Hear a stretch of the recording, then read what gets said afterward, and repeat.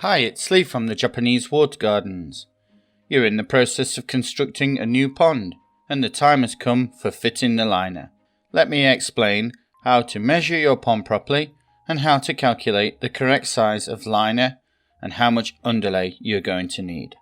I speak to customers about liners on a regular basis, and they often say something along the lines of, "How big a liner do I need? My pond is about 6 foot long, maybe 2 meters wide, perhaps a little bit bigger, and comes up to my waist." Not exactly precision engineering. Hardly surprising that people end up with huge amounts of wastage in liner cuttings. This is easy to avoid. It is very simple to measure a pond and calculate the correct size of pond liner. You just need to go about things in a methodical, logical fashion. Step 1 is to build the pond first. Don't buy a liner and then try to build the pond to fit the liner. It's restrictive and it's awkward. Step 2.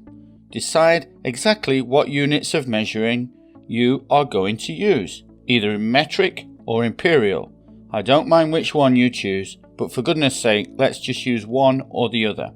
If you're using metric, measurements should be expressed in meters.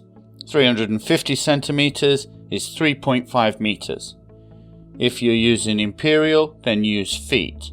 6 foot 6 inches is 6.5 feet, not 6.6 feet. Step 3 is to take measurements from the pond. Don't guess it, measure it. We need to know the maximum length, the maximum width, and the maximum depth of the pond. When taking the measurements, it is much easier if you have an assistant. Make sure that you hold the tape right on the edge at the widest points. To measure the depth, you can place a straight edge across the pond and drop a tape straight down to improve your accuracy. Be as accurate as you can. Do not oversize your measurements. Measure them properly and make a note of the measurements.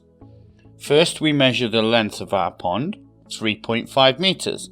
Then we measure the width of our pond, 2 meters. Then the depth of our pond, 0.9 meters. Step 4 is to calculate the minimum size of liner required. For this, we use the following formula. 2 times depth plus length plus overhang equals length of liner. 2 times depth plus width plus overhang equals the width of the liner. The overhang is the extra liner that you will need to add on. It sits underneath your capping stones. Under most circumstances, you will need 1 foot or 0.3 of a meter either side. So we add on 2 feet or 0.6 of a meter to accommodate this. So the length calculation is 2 times 0.9 plus 3.5 plus 0.6, and the result is 5.9 meters. The width calculation is 2 times 0.9 plus 2 plus 0.6, and the result is 4.4 meters.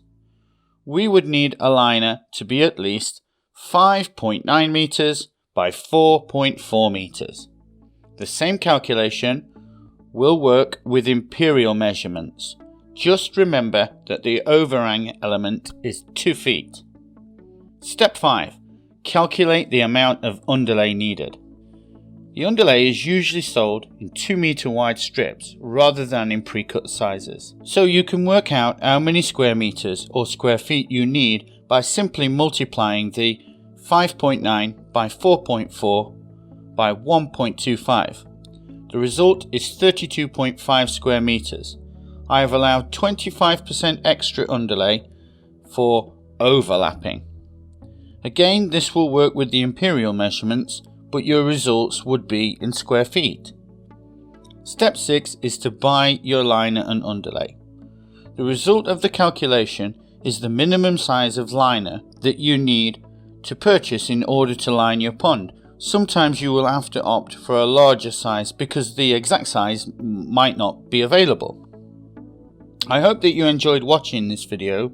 If you would like to see more, then please subscribe and click the bell. Post any questions in the comments below. It's bye for now from Lee at the Japanese Water Gardens.